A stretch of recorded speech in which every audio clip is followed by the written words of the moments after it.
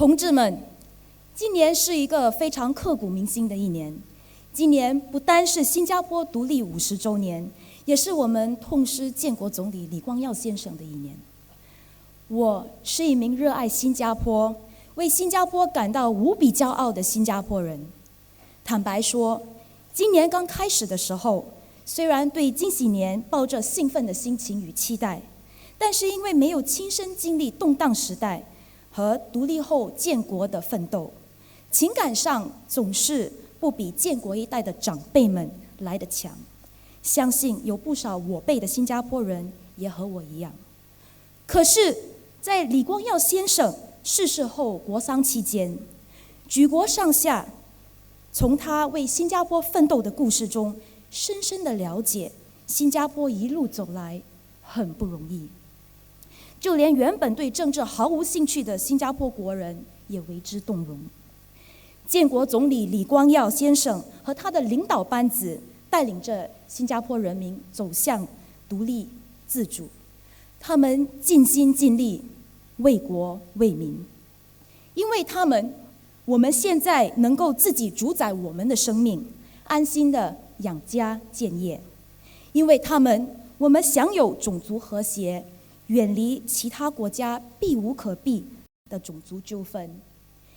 因为他们，我们的市容变得清洁美丽，成为绿洲中的城市。因为他们，我们有了清廉的政府和制度，不但让人民不再担忧是否因为没有咖啡钱而没有了机会，也让全世界羡慕效仿。因为他们，我们拥有优良的教育制度，不论出身都有平等的机会，拥有无人可夺的知识和技能。因为他们，我们能够在国际的舞台上昂首挺胸，大放异彩。因为他们，我们有了为自己、为家人、为国家争取自己理想未来的机会、动力和能力。只要我们努力，就有希望。因为他们，新加坡从一无所有变成今日的几乎无所不能。李光耀先生和他建国的领导班子留下的是一个很珍贵的新加坡。因此，我们必须捍卫这个得来不易的新加坡，捍卫行动党和新加坡人民一同打拼出来的新加坡。我们要传承建国一辈的精神和价值观，继续的把新加坡打造得更有活力、更有凝聚力、更美好。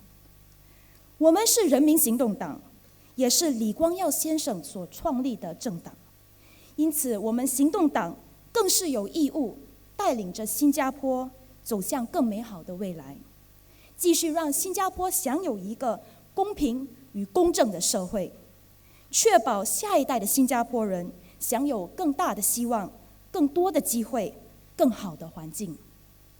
我相信我们人民行动党是最可以做到的。Comrades, I have just spoken on the past and how we as the People's Action Party has the obligation to continue ensuring that we have a fair and just society and to continue leading Singapore towards a better future. We have spoken a lot about a better future, but what is this better future that we are talking about? I have a deep personal interest in this matter. My son Ki Hao is now 3 weeks old, but will be 50 years old when Singapore celebrates SG 100.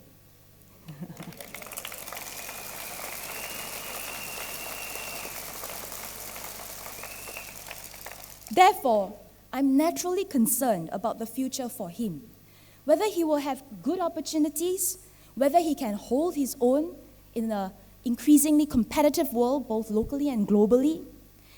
It is too soon for me to know now what his strengths and weaknesses are, or what his interests and aspirations may be.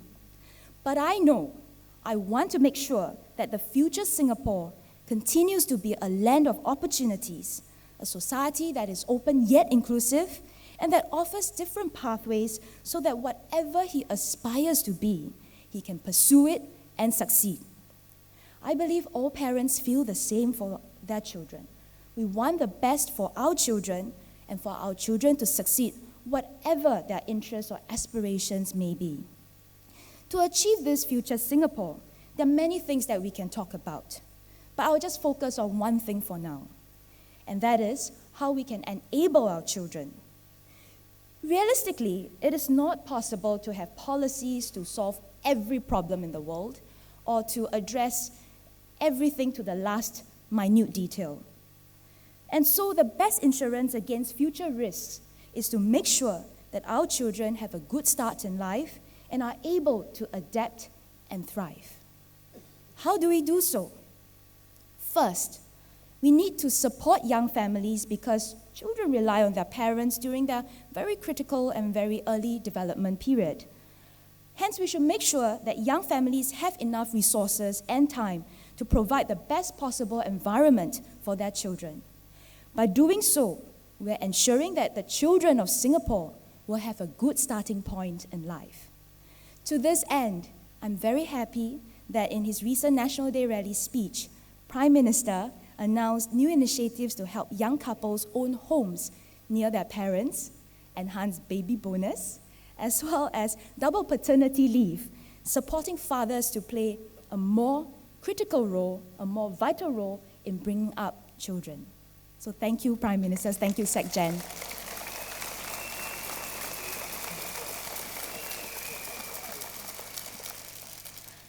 Much has been done to progressively enhance our range of support for young families over the years.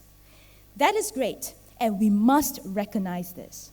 But there is also one group of children whom I feel we should pay more attention to as well. These are children born to single mothers. While benefits tied to children are the same across the board, but the benefits tied to mothers are not. So, children of single mothers struggle a bit more because they have to rely on the resources of one parent alone. I still firmly believe in the importance of having a complete family, but in this case, our primary focus should be in ensuring that these children of Singapore receive the support they need to fulfill their aspirations and grow into good, responsible citizens of Singapore. The principle here is still the same, and that is to ensure all children of Singapore can have a good starting point in life. Our PAP women MPs have spoken up about this in Parliament, and I'm happy to know that our comrades are also re-looking into this area, and I look forward to hear more about the improvements, the changes that we can make to better support all children of Singapore. Second, we need to foster an environment in which the next generation is imbued with the values, knowledge, and skills to do well. This means addressing worries about our stressful schooling system, yet ensuring that our education system continues to prepare young Singaporeans well for the challenges of the future. This means we need to focus on teaching smart, building the whole person, and building individual confidence. We should not try to teach a lifetime of skills, but life skills that can serve them a lifetime. We should nurture a deep interest in learning, and we should teach collaboration more than competition. But most importantly, we should teach values that will anchor our people, our young, in a dynamic and challenging world. Thank you.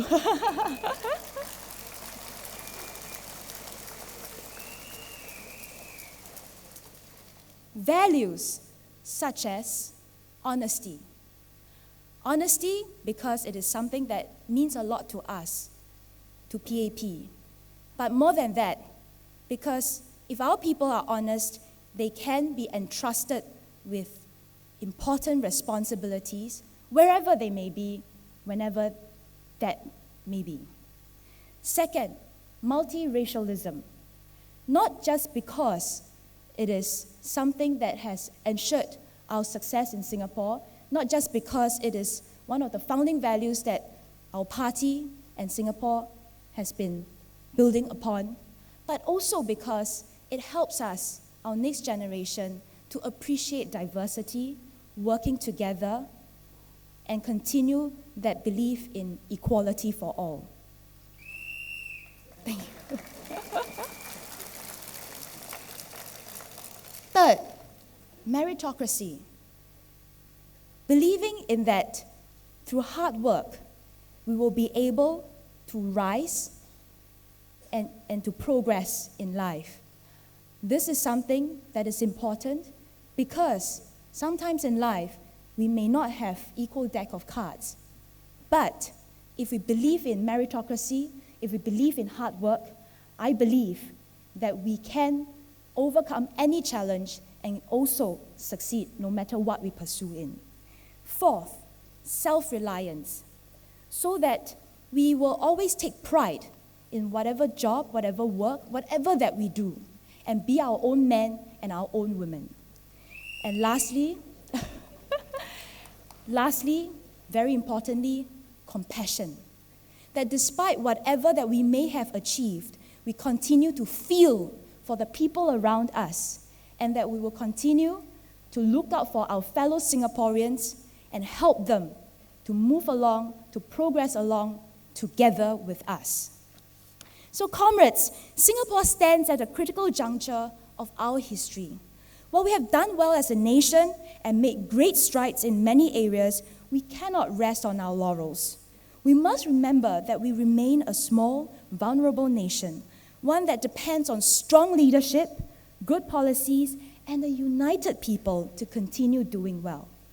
We, the PAP, have to make sure that Singapore continues to do well. We, the PAP, the party that has served Singapore for well over 5 decades, owe a duty to Singapore and Singaporeans to continue serving the nation to the best of our abilities. We need to remain committed to the people, win their support, every vote counts, and provide that strong leadership to do what's right and best for Singapore. We have been doing this, and we must and we will continue to do this.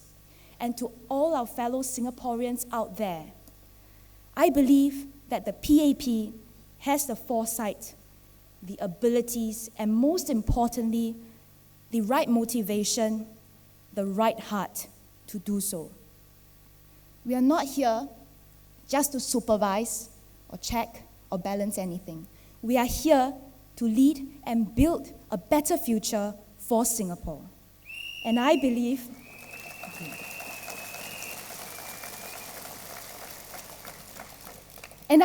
that we can shape that desired future for our children and our children's children.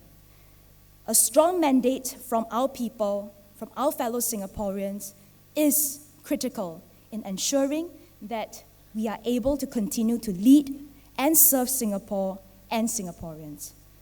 Majulah PAP, Majulah Singapura.